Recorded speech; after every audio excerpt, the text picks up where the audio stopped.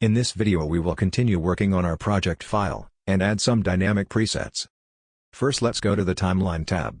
Simply drag any group's preset onto the timeline. I have the freedom to manipulate position and duration, either using the mouse or changing the time fields.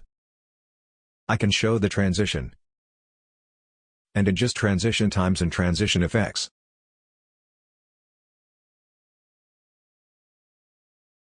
And I can also change the preset properties.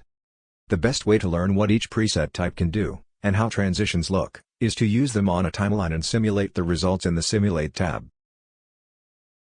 You can save a preset, and it will store the preset including all parameters, in the User tab. In the Simulate tab, select Timeline. And use the controls to start, stop, and pause your timeline.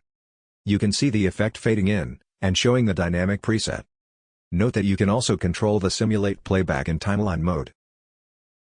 I can add multiple presets to my timeline. On any position in the timeline. Presets can be applied to a group,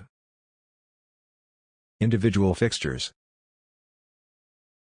or a selection of fixtures. Just like scenes, if a timeline does not contain any programming for some fixtures, they will not be controlled by this timeline at the moment of playback. Some presets support transparency to create overlaying effects. Once a fixture becomes transparent, the other programming can gracefully take over. Just as with scenes, I can use triggers to start and release timelines. Let's add a trigger that will start this timeline. In Simulate I switch to project mode, to see my project behavior. With the green scene started, I start timeline 1.